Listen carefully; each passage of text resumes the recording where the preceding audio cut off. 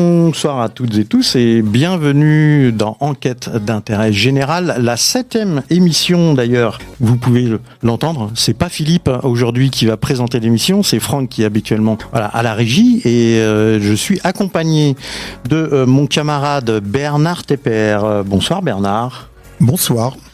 Et en invité presque notre invité permanent qu'on retrouve très régulièrement et qui est à distance, Frédéric Pierru. Bonsoir Frédéric. Bonsoir Franck, et je suis ravi d'être un invité permanent de cette émission. Ouais, comme dit Philippe, tu as ton rond de serviette, donc tu es invité quand tu veux pratiquement. Voilà.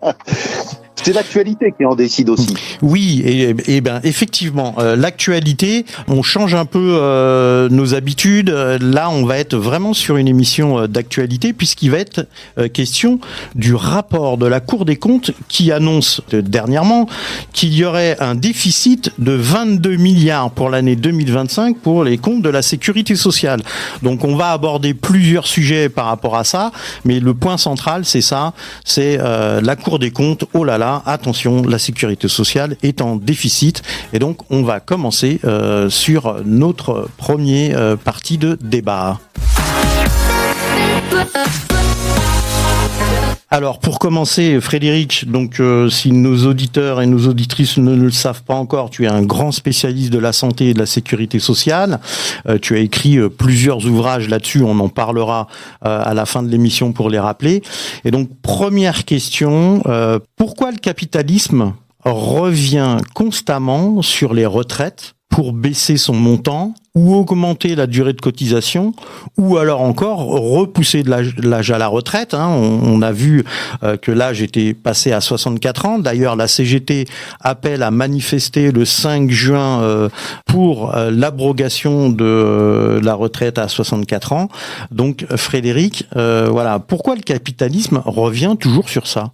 Alors, avant de revenir sur les retraites, je voudrais quand même préciser pour les auditeurs que la dramatisation du déficit de la sécurité sociale et notamment le fameux thème, j'oserais dire le poncif du trou de la Sécu, est aussi vieux que la sécurité sociale elle-même. C'est-à-dire que dès les années 50, il y a eu des offensives patronale, avec notamment les assureurs, mais aussi une partie du mouvement mutualiste, pour dire que finalement la sécurité sociale était hors de contrôle, que les partenaires sociaux étaient irresponsables, que finalement ça déresponsabilisait les assurés sociaux qui, parce que comme tout le monde le sait, le tout gratuit permet les excès, les abus, etc.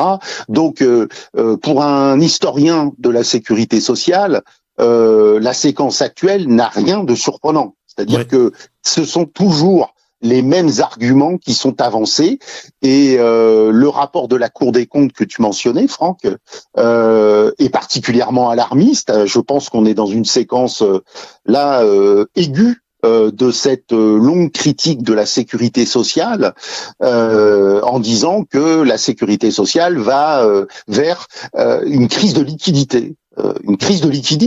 On se souvient d'Elisabeth Borne qui disait que finalement, si on vote pas la réforme des retraites, eh bien, les cartes vitales ne fonctionneront plus. Oui, tout à fait.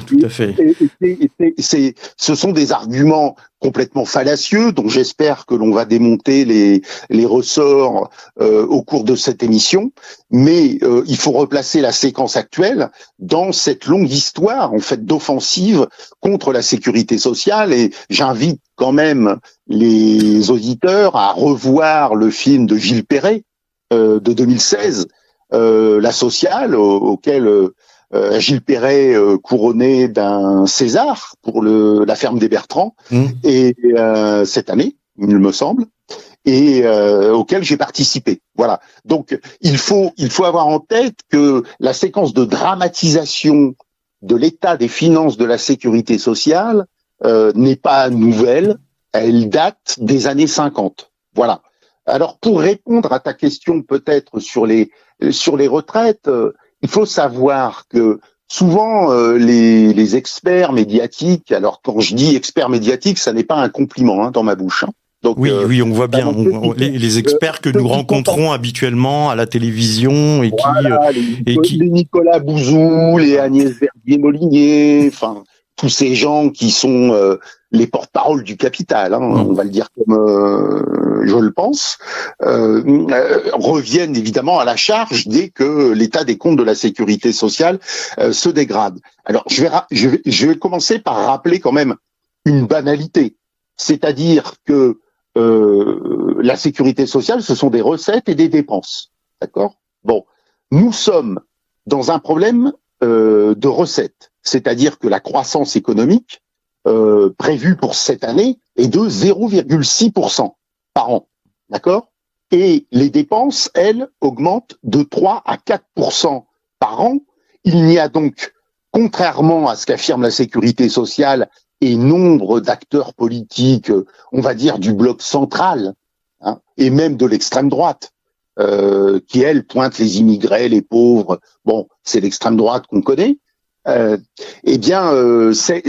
dépenses évoluent spontanément en fonction de plusieurs variables, la variable démographique, bien sûr, la variable vieillissement, la variable progrès médical.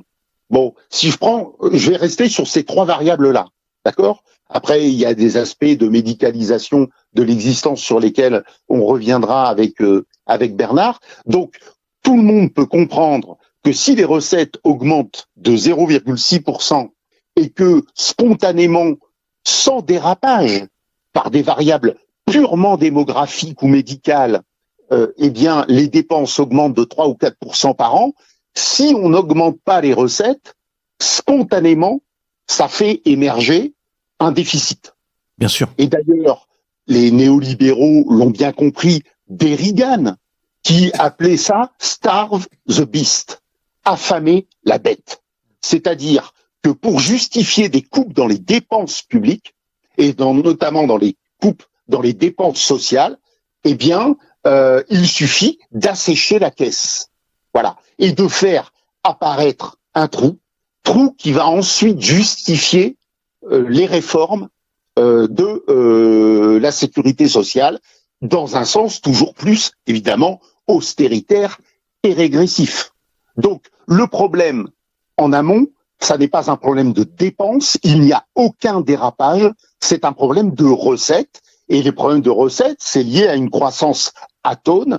Je rappelle quand même que la sécurité sociale a été créée après-guerre, dans une période où la croissance allait côtoyer les 6, 7, 8, 9, 10% par an. Donc, on a changé d'époque. Il faudrait d'abord se poser la question, pourquoi la zone euro et pourquoi la France connaît depuis des années une croissance aussi faible qui, en quelque sorte, assèche mécaniquement, j'irais même dire arithmétiquement. D'ailleurs, sur cette question, pour apporter les réponses, on invite nos auditeurs et nos auditrices à aller écouter l'émission qu'on a faite sur le fonctionnement de l'Union européenne, où on y apporte des réponses. Voilà, excellente émission. Effectivement, il faut expliquer la raison essentielle, c'est que l'Union européenne est la zone au monde qui connaît la croissance la plus faible depuis 30 ans. C'est ça le problème d'abord. Or, on ne se pose, quand tu parlais, Franck, de la question du rapport de la Cour des comptes, mais c'est comme si la question de la faiblesse de la croissance économique française était hors du tableau ou du débat public. C'est cette question d'abord qu'il faut poser. Donc, c'est d'abord une question de recette. Voilà. Et puis, je tiens à préciser une chose quand même qui me tient à cœur, car tous les économistes le savent, les économistes sérieux, je ne parle donc pas de Nicolas Bouzou ou d'Agnès Verdier-Molinier, je parle des vrais économistes de la santé, qui citent toujours, oui, nous avons un niveau de dépenses publiques en France supérieur à bien des autres pays, et nous sommes le pays le plus dépensier. Et ça va me ramener à ta question, Franck, sur les retraites. Qu'est-ce qui fait que nous avons un niveau de dépenses publiques en proportion du PIB le plus élevé d'Europe? Pour une raison simple, c'est que nous avons fait le choix de socialiser le risque vieillesse. Nous avons socialisé par la cotisation les dépenses vieillesse, c'est-à-dire les pensions de retraite. Parce que si vous enlevez les pensions de retraite du calcul si on revenait par exemple à la capitalisation que mettent en œuvre plusieurs pays, en fait, il n'y aurait aucune anomalie française. Absolument aucune.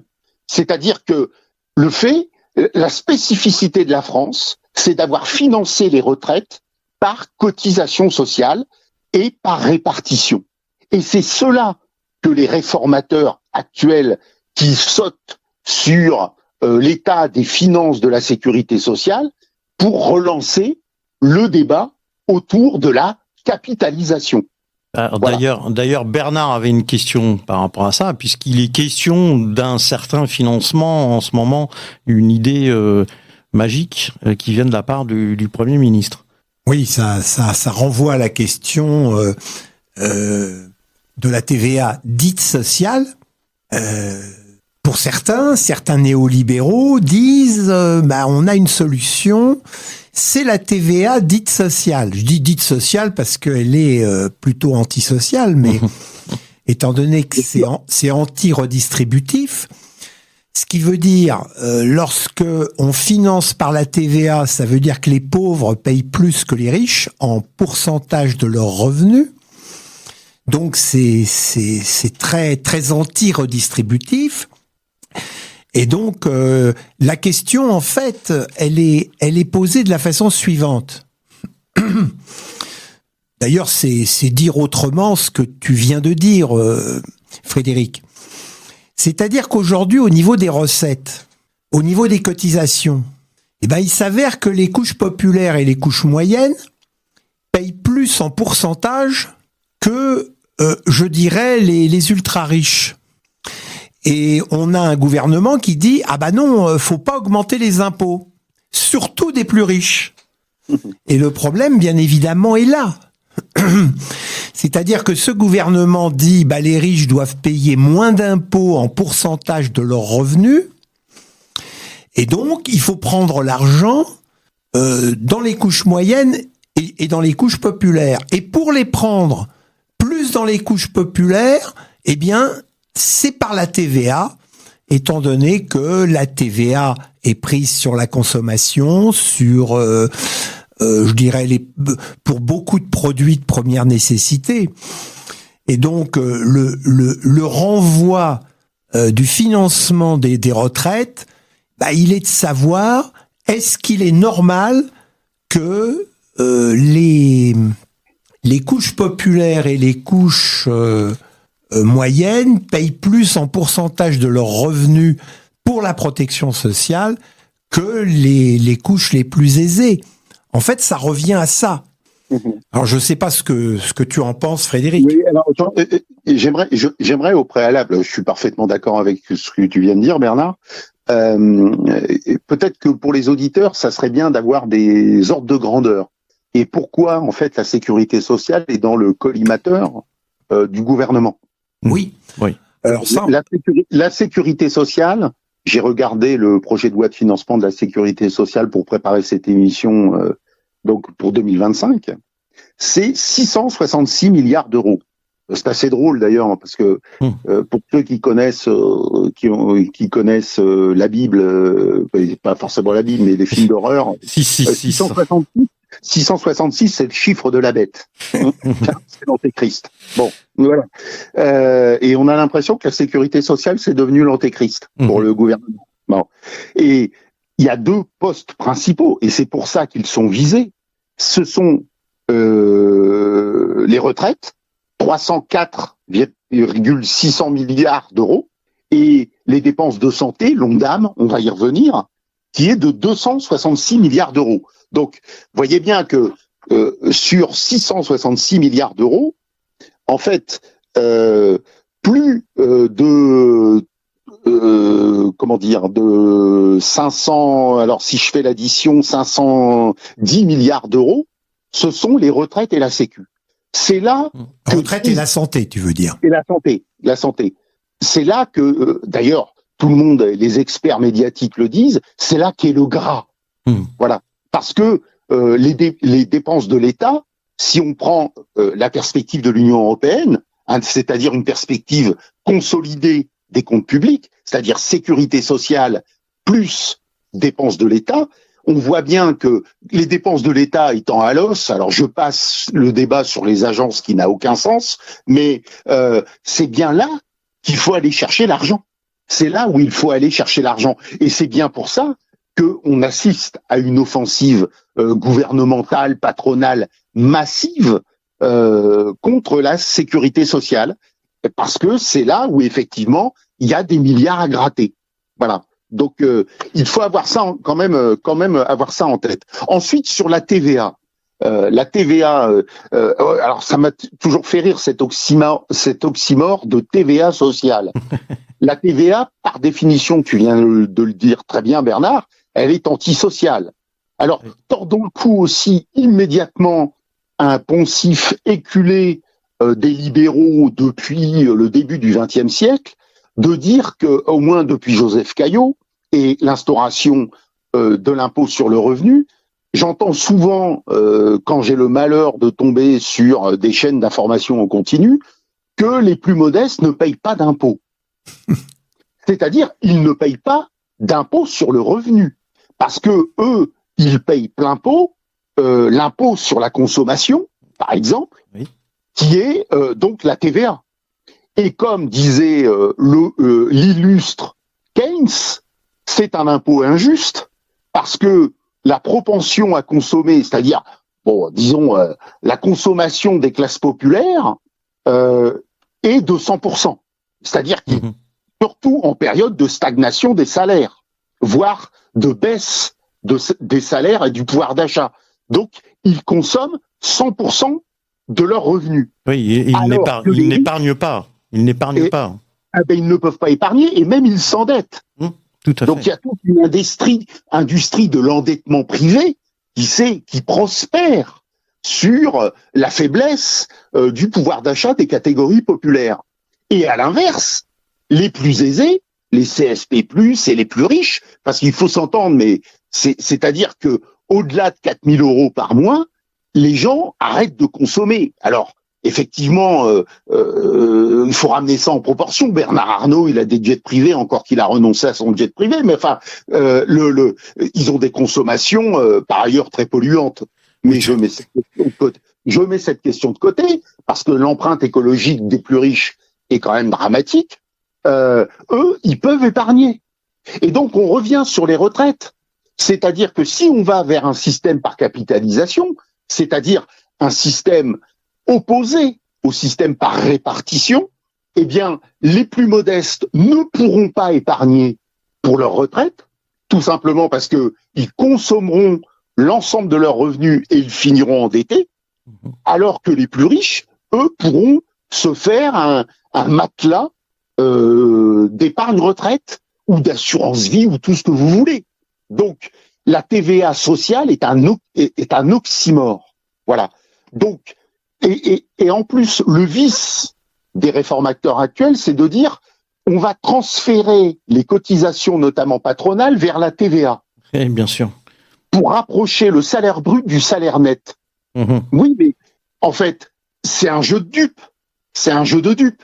Parce que, en fait, les classes populaires, pour faire vite, c'est-à-dire les ouvriers et les employés, soit plus de 50% de la population active, eh bien, n'ont pas les moyens d'épargner. Donc, ils vont se prendre la TVA. Donc, en fait, ils vont payer l'assiette de la TVA, va porter sur l'ensemble de leurs revenus. Donc, ce qu'ils vont gagner, soi-disant, en abaissant les cotisations sociales, qui sont, je le rappelle, du salaire socialisé. Exactement. On va pas piquer. Moi, j'entends, c'est une taxe sur le travail. Mais c'est incroyable d'entendre des choses pareilles. C'est comme les charges sociales. C'est du salaire socialisé. C'est-à-dire, c'est les salariés qui prennent une partie de leur salaire et qui le mettent dans un pot commun pour leurs vieux jours, la maladie, etc., les maladies, accidents du travail, maladies professionnelles, les 6 branches de la Sécu. D'ailleurs, on en parlera après. On en parlera après. Mais si vous voulez, ce qu'ils vont gagner d'une main, ils vont le perdre de l'autre. C'est-à-dire par un renchérissement du prix des biens de consommation. Donc en fait, c'est un jeu de dupes. C'est un jeu de dupes pour les catégories populaires. Donc c'est la raison pour laquelle il faut défendre la cotisation sociale, c'est-à-dire défendre, et il n'y a aucune solution technique là-dessus. Il n'y a pas d'avis d'expert, c'est un choix politique que fait une société. C'est à quel point socialisons-nous certains risques et pas d'autres. Oui. Comme les choix qui ont été faits en 1945 au moment de la création de la sécurité sociale. Oui, puis si on revient sur le point que tu disais, Frédéric, c'est-à-dire l'importance des retraites. Hein. Tu disais les retraites Sécu, c'est 300 milliards. Mais si on rajoute, je dirais, les retraites complémentaires, Agir, Carco, etc., on est à 380 milliards. Hein. Donc là, on est vraiment pas loin de 14% du PIB. C'est vraiment le premier budget. Et donc, c'est celui-là qui est pratiquement attaqué. Et lorsque on dit, je le répète, hein, parce que faut répéter c'est enseigné. Quand tu as dit tout à l'heure, on peut pas comparer les dépenses publiques françaises avec les dépenses publiques dans d'autres pays de l'Union européenne, tu as 100 fois raison. Parce qu'il faut savoir qu'une partie de ce qui est public en France est privé dans d'autres pays de l'Union européenne. Ce qui fait que même si nous avons un chiffre plus grand de dépenses publiques par rapport au PIB que dans d'autres pays, il faut savoir que dans les autres pays, la dépense totale de la protection sociale, si on rajoute leurs dépenses privées, est supérieure. Bien évidemment, c'est ça on voit par exemple ce qui se passe aux États-Unis. Aux États-Unis, en pourcentage du PIB, ils ont très nettement moins de dépenses publiques qu'en France, mais le résultat, c'est que le niveau de santé aux États-Unis, il est beaucoup plus mauvais que celui qui est en France pour 18% du PIB, par exemple 18% du PIB, alors que c'est 11-12% pour l'assurance maladie dans un pays comme la France. Donc on peut dire que le système que nous avons coûte beaucoup moins cher qu'un système libéral. Voilà, c'est-à-dire que il faut faire très attention qu'on ne peut pas comparer dépenses publiques et dépenses privées quand une partie de la protection sociale dans d'autres pays est en dépenses privées et non pas en dépenses publiques. Oui, comme l'a expliqué Frédéric tout à l'heure, il faut retirer cette partie-là pour justement expliquer le déficit. Absolument. Et là, il n'y a pas de problème du coup. Tout à fait. Et j'ai envie d'ajouter, parce que c'est une réflexion que j'avais eue avec l'actuel vice-président, c'est-à-dire le président du Conseil d'État, Didier Tabuteau, avec qui j'ai écrit des ouvrages. Et on était complètement d'accord sur ce constat. Moi, j'ai envie de poser une question aux auditeurs, en tout cas qu'ils se la posent. C'est la suivante. Préférez-vous une cotisation sociale proportionnelle aux revenus et juste à un impôt privé injuste? Parce que c'est bien de ça qu'il s'agit. C'est-à-dire que c'est un choix c'est un choix de société. Soit on décide la solidarité de la cotisation, d'accord? Ou on va vers un système, par exemple, de capitalisation pour les retraites ou de complémentaire santé pour l'assurance maladie, d'accord? Alors complémentaire santé, en fait, des assurances santé, mais quoi qu'il en soit, vous serez obligé de payer. C'est ça. C'est ça. Vous serez obligé de payer votre prime à votre assureur privé pour votre retraite et pour votre santé. Sauf qu'au passage, ce sont les actionnaires qui vont se gaver. C'est ça. Et en plus, ça va ajouter de l'instabilité financière, c'est-à-dire si demain il y a un krach financier, par exemple la bulle financière de l'intelligence artificielle qui va bientôt éclater, je vous l'annonce, eh bien vous aurez tout perdu. Vous aurez tout perdu, comme les retraités britanniques ont tout perdu lors des subprimes de 2008. Donc la question est très simple, c'est-à-dire faisons-nous le choix de la solidarité intergénérationnelle ou entre riches et malades, entre bien portants et malades, riches et modestes, etc. Ou est-ce que vous voulez un système individuel d'impôt privé qui va prendre 25% au passage, avec en plus le risque systémique d'une crise financière, et l'on sait que les crises financières ont tendance à se multiplier dans le temps depuis un certain nombre de décennies. Eh bien, c'est ça le choix. Il est très simple. Il est très simple, en fait. Sans la garantie de pouvoir être soigné, si on ne parle que de ça, beaucoup mieux.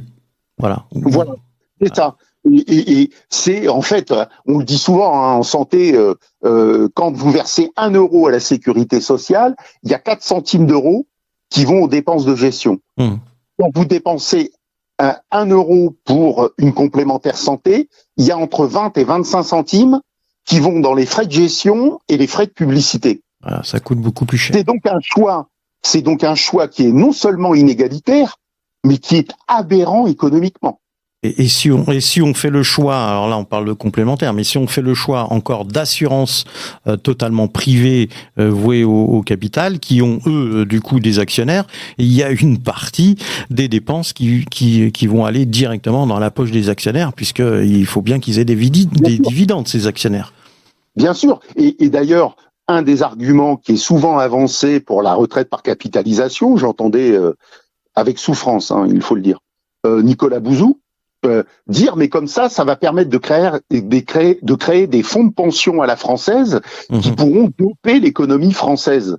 Mais que nous raconte cet homme, en fait?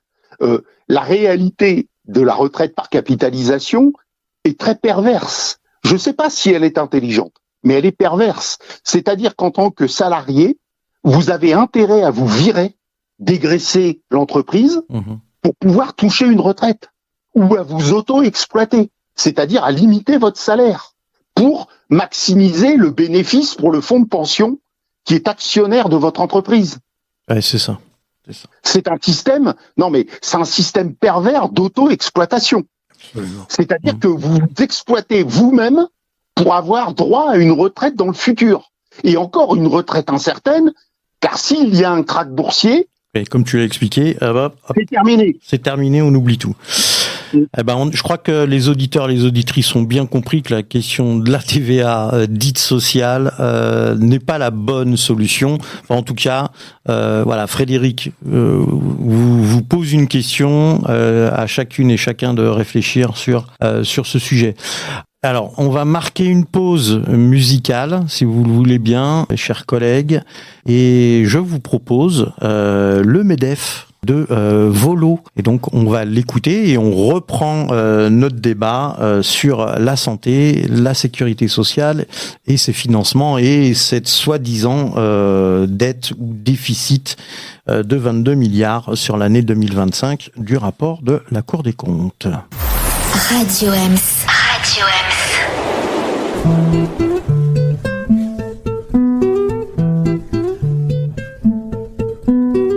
Quand je serai membre du MEDEF, j'aurai pour tâche de défendre tous ceux qui payent l'ISF et la liberté d'entreprendre, et je me battrai pour qu'on baisse significativement les charges, étant donné ce qu'on encaisse pour que nos manœuvres aient plus de marge. Quand je serai membre du MEDEF, je serai le partenaire social de tous les précaires et des SDF, car quand on est libéral, on rend le travail plus flexible, et pour ce qui est de la justice, on promet la main invisible d'Adam Smith.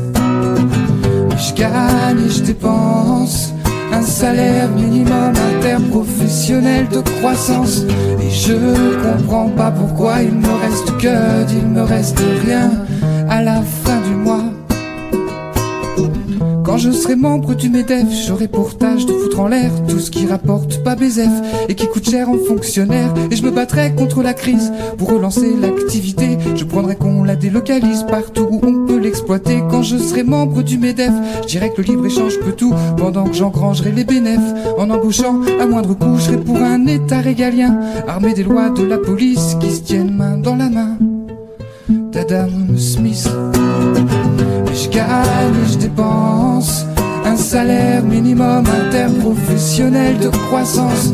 Et je comprends pas pourquoi il me reste que, il me reste rien à la fin du mois. Ils disent que le droit du travail n'est pas favorable à l'emploi parce qu'il est trop contraignant et contre-productif. Ils disent que le salarié devrait ne devoir compter que sur soi parce qu'il peut pas y avoir de projet collectif. Ils socialisent les coûts et privatisent les bénéfices. Les biens publics ne valent le coup qu'à condition qu'ils s'enrichissent. Alors je me dis que je dois pas être le seul en lice à vouloir mettre ma main dans la gueule d'Adam Smith. Je gagne et je dépense un salaire minimum interprofessionnel de croissance. Et je comprends pas pourquoi il me reste que, il me reste rien à la fin du mois. Mais je gagne et je dépense un salaire minimum interprofessionnel de croissance. Et je comprends pas pourquoi il me reste que, il me reste rien à la fin du mois.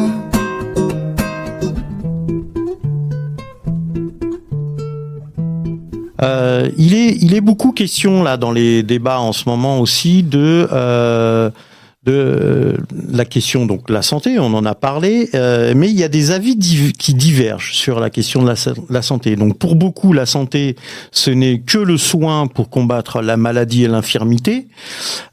Pour d'autres, la santé, c'est un état de bien-être social, physique et psychique. Quel est ton avis là-dessus et pourquoi ?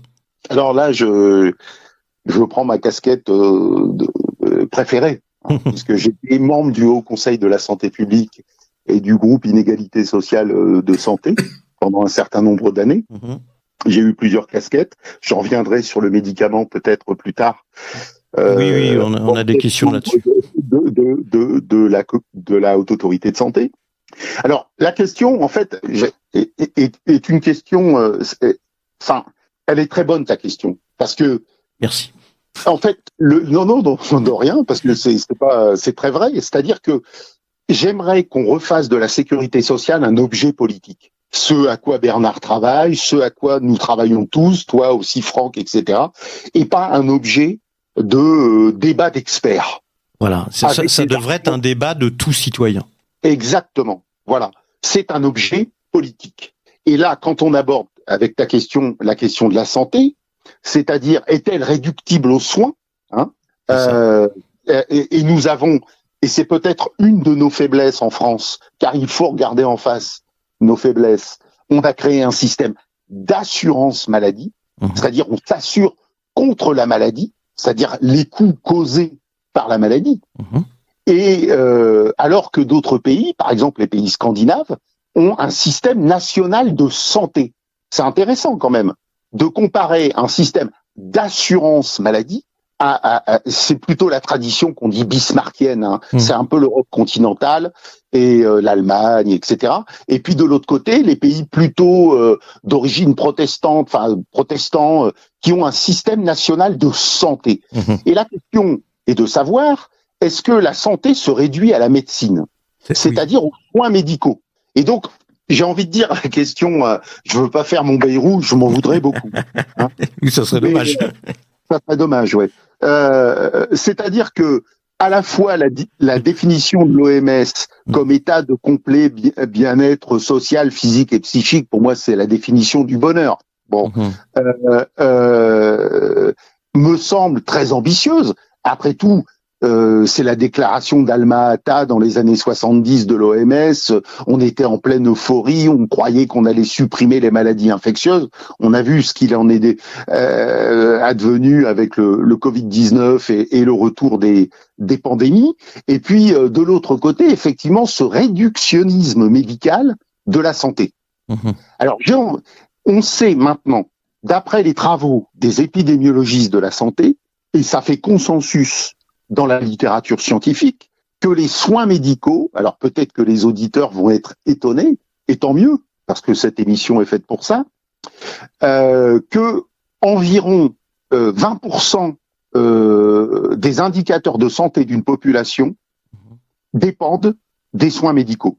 Ce qui, à contrario, veut dire que 80% des indicateurs de santé publique, par exemple l'espérance de vie en bonne santé, ou ce qu'on appelle le gradient social de santé, c'est-à-dire les inégalités sociales devant la maladie et la mort, dépendent à hauteur de 80% d'autres facteurs.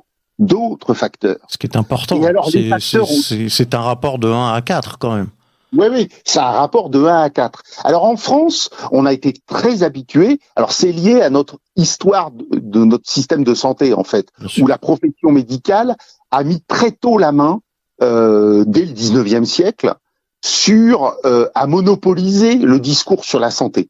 C'est-à-dire qu'on a médicalisé la santé, en un sens. Voilà. Et on pourra y revenir plus tard. C'est ce qui va se poser sur la question de l'autonomie, etc. Est-ce qu'on médicalise l'ensemble des problèmes sociaux? Voilà. C'est-à-dire que la tendance de la profession médicale, c'est, comme toutes les professions, d'accroître leur territoire. Voilà. Et les assurés sociaux, comme ils ont été habitués à se dire si c'est la santé, ça relève de la médecine. Bon, ce raisonnement est faux. Il est factuellement faux. La question essentielle, c'est celle des déterminants sociaux de la santé. Alors, les déterminants sociaux de la santé, on les connaît tous. Et quelque part, on le pressent tous. Ça dépend de la nutrition, ça dépend des conditions de travail, on va y revenir. Ça dépend de la pollution ou de la non-pollution. Ça dépend de la qualité de l'eau, ça dépend, et on va y revenir aussi, de la qualité du lien social. Donc, dans ce groupe inégalité sociale de santé du Haut Conseil de santé publique, en quelque sorte, on pressait, il y a un très bon rapport de 2009 qu'on a sorti, et Thierry Lang, à qui je rends hommage parce que ça a été un grand épidémiologiste social, inégalité sociale de santé, sortir de la fatalité. Et les auditeurs peuvent le trouver sur Internet. Inégalité sociale de santé, sortir de la fatalité. C'est-à-dire qu'il n'est pas normal, et moi j'ai toujours trouvé scandaleux, que, par exemple, il y ait 13 ans d'espérance de vie entre les 5% les plus démunis et les 5% les plus riches. Mais même si on exclut les extrêmes, je rappelle, le budget de l'assurance maladie, c'est 266 milliards d'euros. Bon, il y a 6 ans d'espérance de vie. Alors, on en parle un peu avec les retraites, pour les métiers pénibles, etc. Mais il y a 6 ans, voire à 7 ans, d'espérance de vie d'écart entre un ouvrier et un cadre. Ce sont des inégalités intolérables. Or, nous investissons quand même 266 milliards d'euros dans le soin, et en fait, nous avons les inégalités sociales de santé parmi les plus élevées d'Europe. Là encore, les auditeurs, je les invite à réfléchir à cette question. C'est-à-dire que si on continue à dégrader notre environnement, notre alimentation, c'est la loi du plomb actuellement, oui. Que, en quelque sorte, on favorise les industries polluantes, que l'on laisse faire. Alors, une variable clé, c'est l'éducation. Les inégalités d'éducation sont déterminantes dans les résultats sanitaires. Alors je vais pas faire mon cuistre, mais on appelle ça la life course épidémiologie, c'est-à-dire l'épidémiologie tout au long de la vie. C'est-à-dire que maintenant, les épidémiologistes ont pu suivre des cohortes d'individus tout au long de leur vie. Et en fait, l'espérance de vie se décide essentiellement entre 0 et 5 ans. Alors, quand on voit qu'en France, la mortalité infantile est en train de réaugmenter, on doit se poser des questions. Oui, et moi, je suis pour une démédicalisation partielle des questions de santé. C'est-à-dire que quand on a 1 euro d'argent public, de cotisation, est-ce qu'on le dépense dans, par exemple, le logement social, ou est-ce qu'on le dépense dans un médicament vendu hyper cher avec une rente par l'industrie pharmaceutique? Vous voyez, c'est ça qui fait de la sécurité sociale un objet politique. Oui, Il n'y a pas de réponse technique à ça. Ouais, tu as raison, parce qu'en plus, quand tu parles de la question de la mortalité infantile, est-ce normal que des enfants aient des cancers très très jeunes, à 2 ans, 3 ans? Est-ce normal? Et là, la question, la question de la santé, oui, il va y avoir des dépenses de santé pour ces enfants, mais est-ce que on peut éviter que ces enfants aient des cancers? Ouais. Alors oui, après il y aura toujours des cancers, Oui. Mais effectivement, et je vais quitter la question des enfants, mais effectivement, on voit bien effectivement les enfants, l'incidence du cancer qui augmente. Mais par exemple, un exemple tout bête, parce qu'ils ont défilé récemment, l'incidence des cancers, c'est-à-dire la fréquence de nouveaux cas de cancer chez les agriculteurs qui utilisent les pesticides, est bien supérieur à la moyenne nationale. Mmh. Moi, j'ai un ami, dans ma famille, un proche qui était agriculteur dans la Somme, et il est mort avant de prendre sa retraite, parce qu'il était intoxiqué aux pesticides, etc. Donc, il est temps, et c'est pour ça que je préférais qu'au lieu qu'on l'on parle d'assurance maladie, que l'on parle d'assurance santé. Mmh.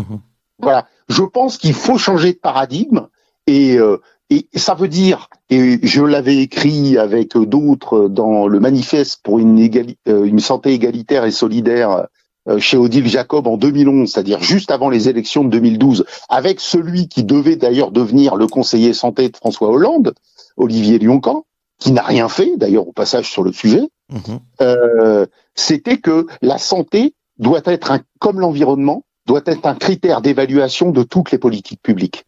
Très bien. Mais même on peut. Tu as raison, parce que je reviens sur la mortalité infantile. Emmanuel Todd, il avait prédit la chute de l'Union soviétique à partir d'un certain nombre d'inégalités sociales de santé, notamment de la mortalité infantile. Et donc, je veux dire qu'on voit que c'est. Et ce qui se passe en France, la France était, au siècle dernier, l'un des pays avec la plus faible mortalité infantile, avec les pays d'Europe du Nord dont tu parlais tout à l'heure. Aujourd'hui, les pays d'Europe du Nord sont toujours les mieux placés en Europe. Et nous, on est 23e sur 27. Et on a une mortalité infantile qui augmente. Et en fait, on va bientôt être champion d'Europe de la mortalité infantile, comme on va bientôt être champion d'Europe du nombre de décès au travail. Et donc, si on veut diminuer tout ça, il faut avoir une vue globale, une vue holistique, une vue complète, et pas s'arrêter simplement au problème du soin. Ah, et ça, je ne suis pas certain, je n'ai pas lu le rapport, mais je ne suis pas certain que le rapport de la Cour des comptes en parle. Le rapport de la Cour des comptes n'en parle pas. Une anecdote. Récemment, je suis intervenu au Centre national des professions de santé. La personne qui parlait avant moi a un nom assez connu, elle s'appelle Agnès Buzyn. Oui, elle est connue, cette dame. Ancienne ministre de la Santé. Elle a dit, tel quel, je vous le répète, et je le répète aux auditeurs, quand j'ai lu qu'on créait un ministère de la Santé et de la Prévention, je suis tombé de ma chaise. Parce qu'elle a dit, la prévention, c'est toutes les politiques publiques. Donc vous voyez bien que c'est pas une question de gauche ou de droite, là. C'est une question de fait. Donc un autre sujet, Frédéric et Bernard aussi, n'hésite pas Bernard à intervenir. Oui. J'ai lu, Frédéric, que tu étais partisan des thèses des épidémiologistes Richard Wilkinson et Kate Pickett, qui disent pourquoi l'égalité est meilleure pour tous. Est-ce que tu peux un peu développer ? Alors, c'est une question que je trouve, là encore, qui permet de refaire de la sécurité sociale un objet politique et de réencastrer la sécurité sociale dans un environnement économique et social beaucoup plus large. Voilà. Alors, ce ne sont pas des thèses, ce sont des faits avérés. Et donc, Wilkinson et Pickett, qui sont mari et femme, sont deux éminents épidémiologistes britanniques, qui ont écrit notamment « L'égalité est bonne pour la santé ». Et quand ils disent « l'égalité est bonne pour la santé », c'est l'égalité socio-économique. Parce qu'ils ont fait un constat statistique. Alors, je pourrais évoquer d'autres bouquins qui confirment les thèses de Wilkinson et Pickett, Stuckler et Basu, l'austérité est mauvaise pour la santé. Donc, à contrario, si j'ose dire, c'est que en fait, ils démontrent de façon factuelle que plus le niveau d'inégalité économique et sociale augmente, plus les indicateurs de santé publique se dégradent. Et notamment les inégalités sociales devant la maladie et la mort.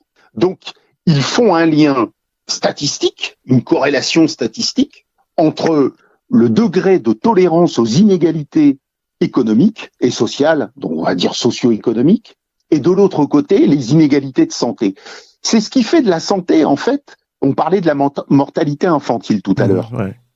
Et effectivement, c'est ça a été le génie de Todd très jeune, à propos de l'URSS, comme le rappelait Bernard, c'est qu'il y a en fait, la santé, c'est presque, je dirais, le canari dans la mine.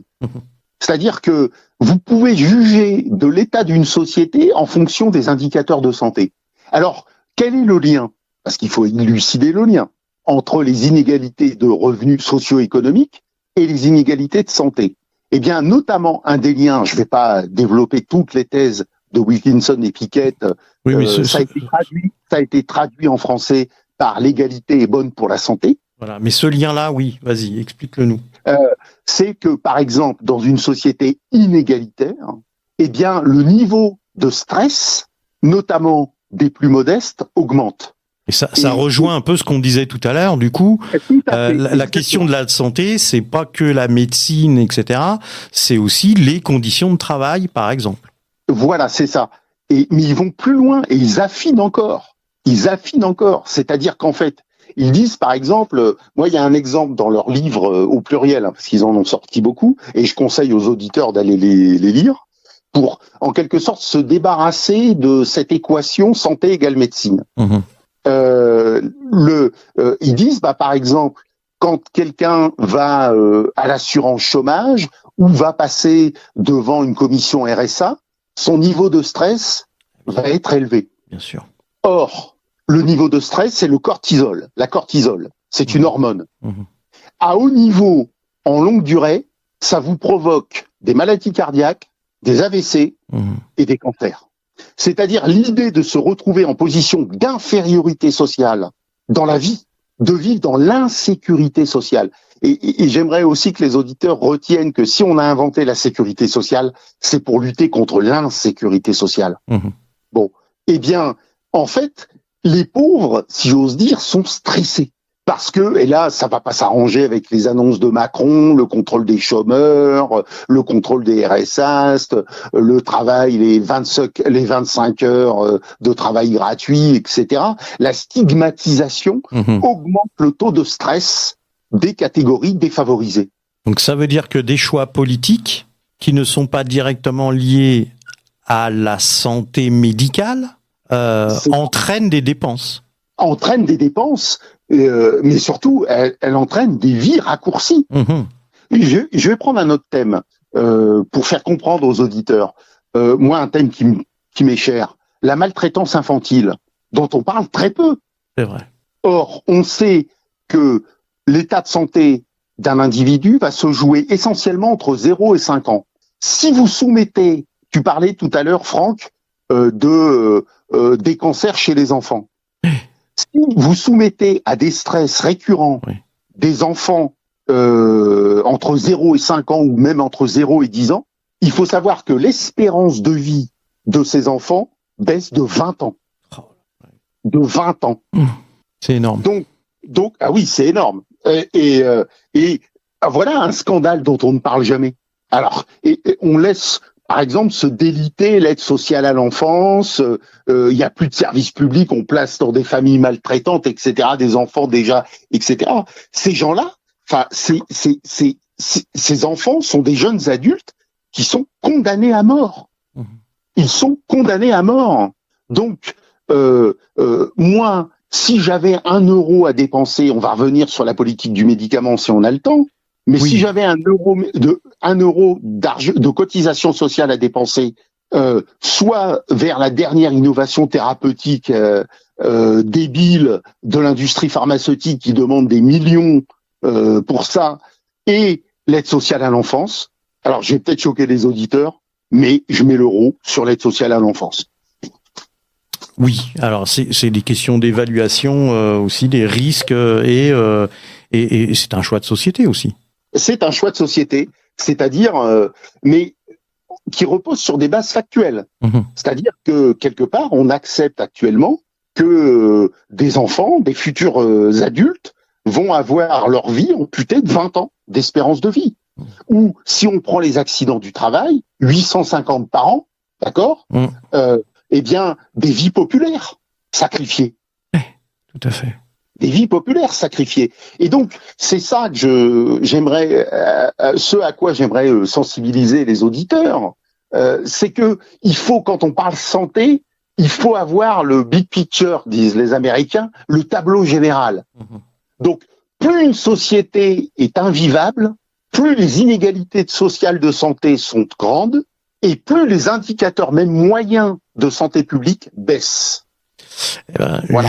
Alors, justement, tu parlais tout à l'heure là du médicament. On va en parler un petit peu, et c'est quand même le sujet qui revient souvent sur la question de la santé, c'est les dépenses des médicaments. On a parlé dernièrement du Doliprane qui n'est plus français, qui est américain, etc., etc. Donc, en ce qui concerne le médicament, certains proposent de nationaliser pour sortir le médicament du marché. Donc ce qui évite qu'on ait des médicaments qui soient sous contrôle d'autres pays. D'autres estiment que ce qui était une solution hier ne l'est plus aujourd'hui, comme si la situation avait vraiment changé, et où n'est plus suffisante aujourd'hui comme solution par rapport à ce qui était préconisé, ou pour certains avaient envie de mettre en place il y a plusieurs années, voire plusieurs générations. Pourquoi aujourd'hui ça a changé, ou pourquoi il faudrait nationaliser? Alors ça, c'est un débat qui m'a toujours exaspéré, et Dieu sait que j'ai été... Je crois qu'on en avait déjà parlé dans une autre émission. Oui, on avait fait plusieurs, mais alors je fais ma déclaration d'intérêt pour les auditeurs. Moi, j'ai été l'auteur du programme santé de la France Insoumise. En 2017. Le co-auteur et le porte-parole santé de Jean-Luc Mélenchon en 2017. Donc et j'ai écrit ça avec un IGAS d'ailleurs qui a fait un super article sur les retraites dans le Monde diplomatique de juin, que je recommande à tout le monde. Bon, nationaliser le médicament. Alors ça, j'entendais ça souvent. Mais nationaliser quoi en fait? C'est-à-dire, déjà, nous avons en France Sanofi. Oui. Que je sache, la France va pas envahir les États-Unis pour aller nationaliser Pfizer, Moderna, Merck, etc. Ou Novartis en Suisse. Enfin, je n'ai jamais compris cette phrase. Nationaliser l'industrie pharmaceutique. Alors, qu'est-ce que ça veut vouloir dire concrètement? Nous, on avait plaidé à l'époque. Alors, il faut savoir que l'économie du médicament a beaucoup changé. C'est-à-dire que les big pharma, qui sont l'objet de l'ire fort légitime des auditeurs, ne sont plus que des fonds d'investissement. C'est-à-dire que le médicament, aujourd'hui, n'est plus produit par big pharma, parce que big pharma a liquidé l'essentiel de ses services en recherche et développement. Ouais. Donc, que fait Big Pharma? Big Pharma se fait un portefeuille de start-up, et on l'a vu avec le vaccin à ARN messager, qui sont souvent adossés soit à des structures publiques de recherche, soit à des universités. D'accord? Alors, le paradoxe et le scandale, c'est que nous payons 2 fois. C'est-à-dire que le contribuable paye, enfin le contribuable ou cotisant, paye le développement de ces startups qui sont rachetées ensuite par Big Pharma, qui vous revendent ensuite les innovations à des prix défiant toute concurrence. Voilà. Ça coûte. Et ça coûte à la sécurité sociale, voire aux usagers s'il y a besoin de rajouter. Je fais une petite aparté là. Il va nous rester très très peu de temps. Il nous reste moins de 2 minutes. Juste pour dire sur cette affaire, s'il nous reste moins de 2 minutes, parce que le médicament, c'est le vrai problème de la sécurité sociale. J'ai été membre de la Haute Autorité de Santé, commission évaluation médico-économique. Big Pharma est en train de pratiquer des prix scandaleux qui vont faire sauter la banque. Donc, c'est des traitements soi-disant innovants qui coûtent plus que... alors, c'est soit des centaines de milliers d'euros, mais parfois, ça touche le million pour un patient. Ouais. Donc, nous, on avait proposé de créer un pôle. Il faut contourner Big Pharma. Faut pas le nationaliser, ça sert à rien. On va pas nationaliser un fonds d'investissement. Un pôle public du médicament. Et comme nous avons, et j'en finis là, comme nous avons des ruptures d'approvisionnement dans plein de médicaments, d'accord, et même jusqu'au paracétamol. Tout à fait. Eh bien, il faut se redonner les moyens de produire sur le territoire national une liste de médicaments essentiels. Voilà, c'est ça l'important. Nationaliser Big Pharma, ça n'a aucun intérêt. Et surtout, ça n'est pas faisable. Il faut contourner Big Pharma et recréer un pôle public du médicament où les innovations de la recherche publique seront mises au service de la sécurité sociale pour un prix accessible. Eh bien, ça sera le mot de la fin, Frédéric. Merci. On avait encore plein de sujets à aborder. La santé 100% sécu, les solutions magiques qu'on nous répète sans arrêt sur les plateaux télé ou dans les plateaux des grandes radios. En tout cas, ici, on a dit les choses. Les auditeurs et les auditrices pourront réécouter cette émission les semaines prochaines, mais aussi en replay, en podcast, sur la plateforme de podcast de Radio Ems, mais aussi depuis le site de Respublica ou encore l'EducPod du réseau d'éducation populaire. Voilà, merci Bernard, merci Frédéric. On se dit, on retrouve les auditeurs et les auditrices début juillet pour une émission un peu spéciale où on aura des chroniqueurs et on fera une petite revue de presse de cette année qui vient de se passer, on va dire cette année 2024-2025. Voilà, merci, au revoir, à bientôt.